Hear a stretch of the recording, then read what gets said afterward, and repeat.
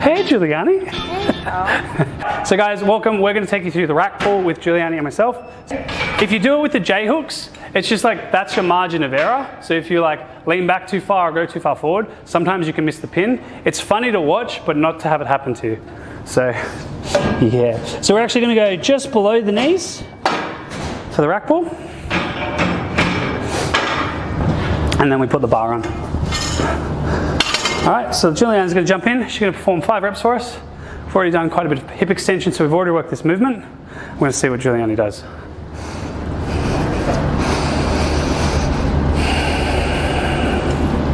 So what we can see is Giuliani's starting with the bar in front of her, so that tends to load the lower back a lot more.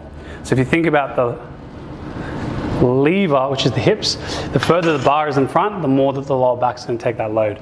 So we're going to obviously work on that one a little bit. Hand up. Here's the challenge when the bar is just below the knee. And for Arnie, it's just a little bit too low. So we're going to just on the knee. This challenges the hamstrings a little bit. Nice. Cool.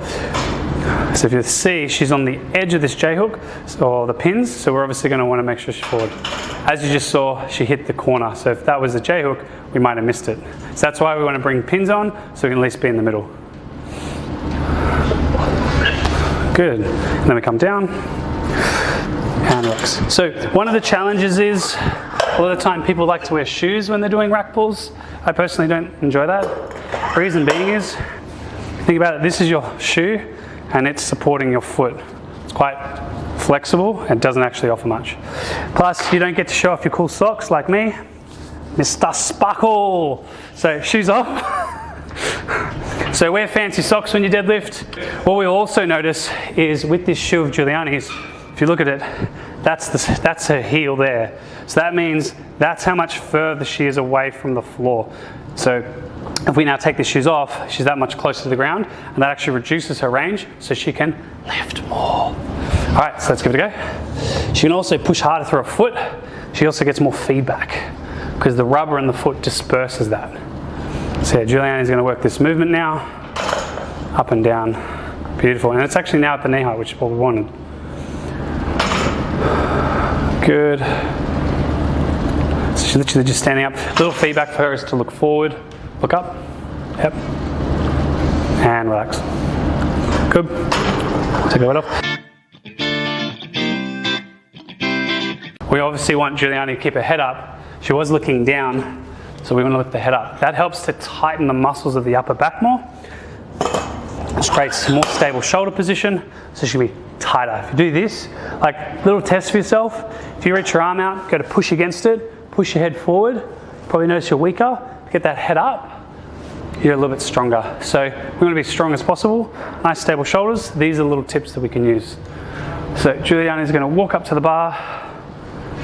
Yep, so thighs are touching the bar. Mid-foot's under the bar too, which is good. Push the feet down to stand. Beautiful. Down and up. Good.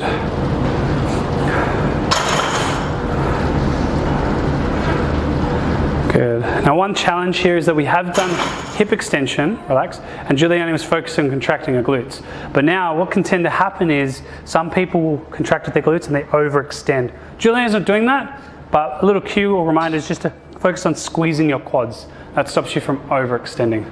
I have a strong belief in Giuliani to do much, much more. She always reminds me that I'm too ambitious. She will deadlift 100. Soon. So pull on the bar as tight as we can and stand. Good. So we're looking at her hands now. Hand positions there and relax. So we can see her hands are slipping and that tends to be a grip strength. So a little bit sweaty. So what we do is we can either stay here and allow the grip to be the problem, but we're not going to do that. What we do is give Giuliani straps. So 2 types of straps. We have loop straps, so they loop around, like so. So when you put them on, little tip is, when it's on, tail end over your thumb, okay? Not away, over the thumb. Like that? Beautiful. Now if you're like, huh? What you can do is get figure 8 straps. It's already set up. and you just feet under the bar, and then there you go. It's a little bit like that. These are a little bit looser.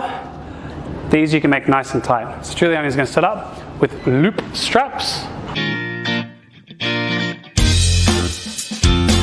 So what this should do is this should allow Juliana to make her shoulders tighter, so it's also safer for her body. And I'll explain that when she's done her 3 reps. So pull the bar back. Yep. Pull back and stand. Good. Hinge. And up. Tight. Good. One more. Good. And relax. So what that is allowing her to do is get her shoulders back. Because when your grip starts to slip, that shoulder starts to roll forward. Great job.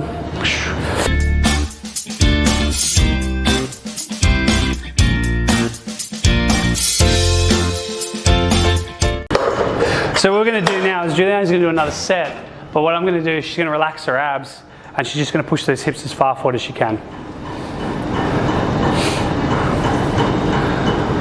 So we've got a side angle camera here, should be good.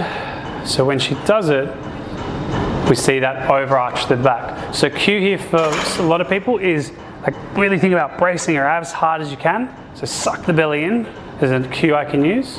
So she goes up, sucks it in, but keeps pushing your hips forward. Yeah, keep pushing hips forward as you suck in. So still a bit of arch there, pull your abs in tighter. Better, and then back down. And then the other cue you could focus on is lock your quads out. So just think about squeeze your legs as hard as you can to stand up. So just squeeze quads instead of squeezing glutes. And we kind of get that similar position there. Good. Something else that you might tend to see, remember what we were seeing this morning with the pulling of the back? Yep, so let's go. Way to think of it is how do you stand without using your legs? And this is what it looks like. So people set up and then they pull through their lower back and they arch straight up. So when you're rack pulling or deadlifting, your upper body locks in place, so squeeze the bar tight, bracing those abdominals, and what that just means is just feel tight through your midsection and just use your legs to stand. So think you're pushing the floor away, and that's how we come up. If you're feeling you're like doing the cobra, doing a back bend, that means you're pulling with your upper back and your arms, and you might tend to feel your lower back works a lot.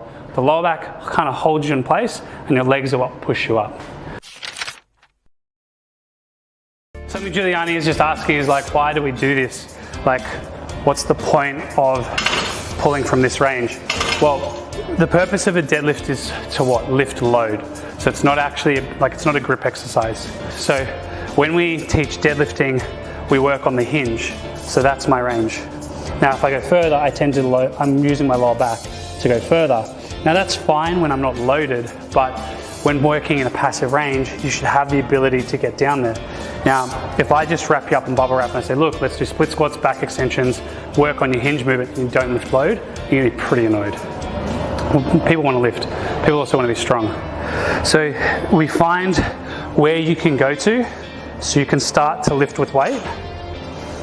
And then as your movement improves, we go lower with this one. The second thing to know is that strength is a skill. It also means that your body doesn't get strong at like that exact point, it'll get stronger at either end. So if like my range is here, if I work here, I will get stronger here. As my movement's improving, my strength would be carrying over with that as well. So then we go lower. Now, the next part to it that we were talking about is when you see people deadlifting, you tend to see them like they'll be here, they're set up, and they go boom, and they do that. It's because they're not using leg drive, but their hammies and glutes are being favored to pull them up.